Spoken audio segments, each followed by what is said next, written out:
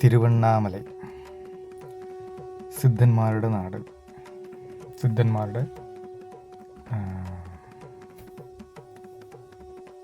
സ്ഥലം.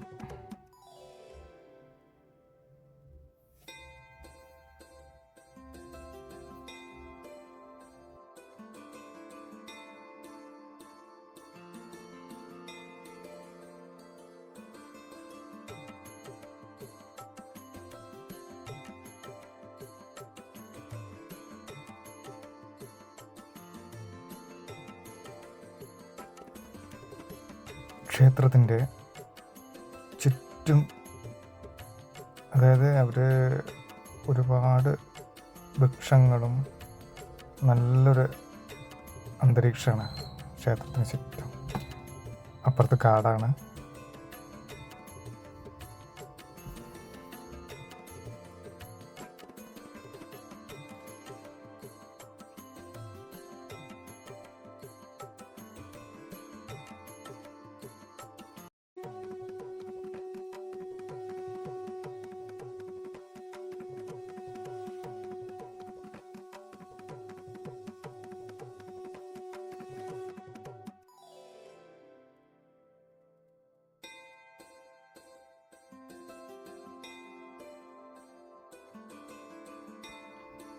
ഇവിടെ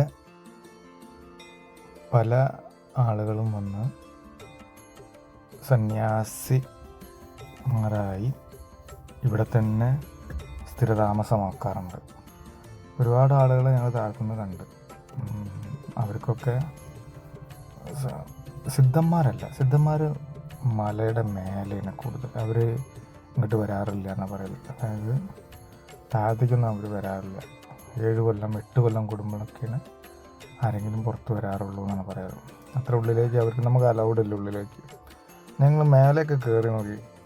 മലയുടെ എന്താ ഒരു ശരിക്കും മെഡിറ്റേഷൻ, സമാധി, അതായത് അങ്ങനെയൊക്കെ. അതുകൊണ്ടായിരിക്കും ഇവിടെ രമണ മഹർഷിയൊക്കെ വന്നിരുന്നത് ആ കാലഘട്ടത്തിൽ.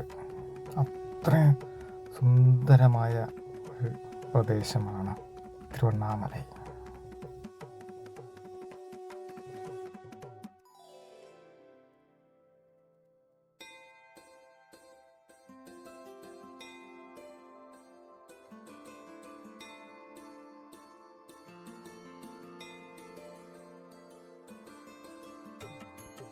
കണ്ടില്ലേ മല? എന്താ ഇത് ശരിക്കൊരു നമ്മൾ ഇങ്ങനെ കൊതിയാവുന്നൊരു സ്ഥലമാണ്. ശരിക്കും അതിൻ്റെ മേലെ പോയാൽ തന്നെ അതിൻ്റെ ഒരു ഫീൽ കിട്ടും കേട്ടോ. വന്ന 2 ദിവസമൊക്കെ നിൽക്കണം ഇവിടെ, നിന്നിട്ട് മേലേക്ക് പോയി അങ്ങനെയൊക്കെ ചെയ്യുകയാണെങ്കിൽ രസം. വന്ന പാട് പോകരുത്. അതിൻ്റെ ഒരു സൗന്ദര്യമാണ് ഇവിടെ. ശരിക്കും നമുക്ക് എനർജി ഫീലാവുന്ന സ്ഥലമാണ്. നിങ്ങൾക്ക് വന്ന് ടെസ്റ്റ് ചെയ്യുകയാണെങ്കിൽ അത്ര ഒരു എനർജറ്റിക് ഫീലുള്ള സ്ഥലമാണ് തിരുവണ്ണാമലൈ. ആ മലയുടെ മേലേക്കൊന്ന് പോയാൽ നമുക്കറിയാൻ പറ്റും.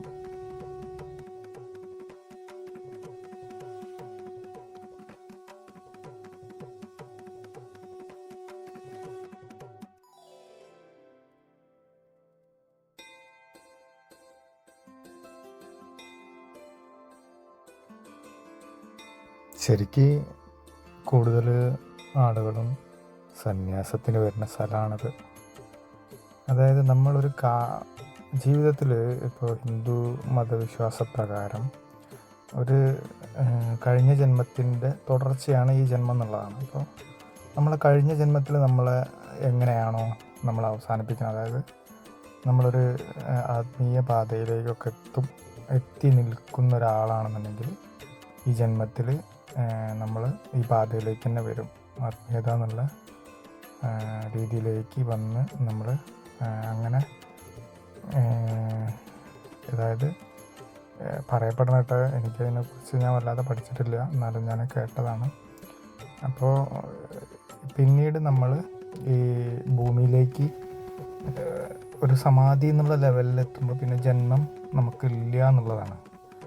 അപ്പോൾ അങ്ങനെ എത്തുമ്പോഴാണ് നമ്മളവിടെ ഇതാവുന്നത്. അപ്പോൾ അതിനുള്ള അതാണ് സിദ്ധന്മാർ, രമണ മഹർഷി എന്നൊക്കെ പറഞ്ഞത്. പിന്നെ ഭഗവാന്റെ ഒരിതാണെന്ന് പറയണത്.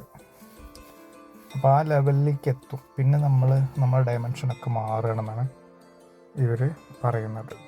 അപ്പോൾ അതൊക്കെ അതിനെക്കുറിച്ചൊക്കെ ഒന്ന് അറിയാനും ഒക്കെ അങ്ങനെ ഒരു സ്ഥലമാണ് തിരുവണ്ണാമല. അപ്പോൾ നമ്മളത് കേട്ട് എന്താ പറയുക, പേടിക്കൊന്നുമുണ്ട്. ജീവിതത്തിൽ നമ്മളെ ഓരോ ഘട്ടങ്ങൾ കഴിയുമ്പോഴാണ് ജന്മങ്ങൾ അങ്ങനെ ഓരോ ഘട്ടങ്ങൾ കഴിഞ്ഞിട്ടാണ് ഈ മേഖലയിലേക്ക് നമ്മൾ എത്തിപ്പെടുക എന്നുള്ളതാണ്. അത് ഹിന്ദു വിശ്വാസപ്രകാരം പിന്നെ നമ്മുടെ ആചാര്യന്മാർ പറയണതും വെച്ചിട്ടാണ് ഞാൻ പറഞ്ഞത് കേട്ടോ. എനിക്കും വലിയ ഐഡിയകളൊന്നുമില്ല അതിനെക്കുറിച്ചിട്ട്. ഓക്കെ,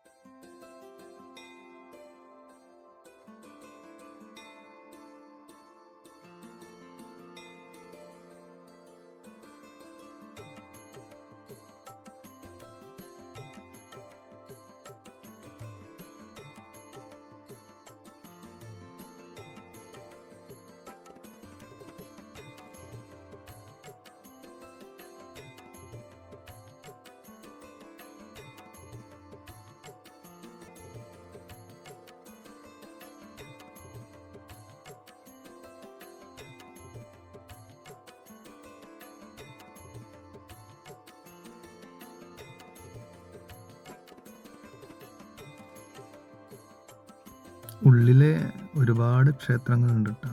അതിലാണ് ഈ ക്ഷേത്രമൊക്കെ അതിൽ ഉൾപ്പെടുന്നതാണ്. ഇതിൽ തന്നെയുള്ളതാണ് നാഗ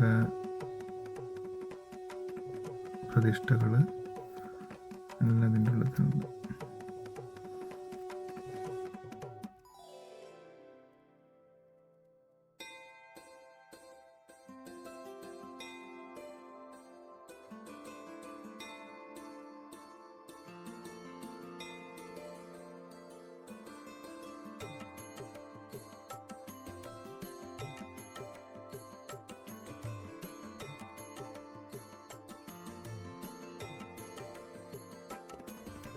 ചാനൽ കാണുന്നവർ എന്നെ ഇഷ്ടപ്പെടുകയാണെങ്കിൽ ദയവേത് സപ്പോർട്ട് ചെയ്യുക, സബ്സ്ക്രൈബ് ചെയ്യുക. ഇതുപോലുള്ള ക്ഷേത്രങ്ങളുടെ വീഡിയോകളും ഒക്കെ ഞാൻ ഇടുന്നതായിരിക്കും. എനിക്കറിയുന്ന രീതിയിൽ തെറ്റുണ്ടെങ്കിൽ ക്ഷമിക്കുക. ലൈക്കും ചെയ്യണം പ്ലീസ്. Thank you.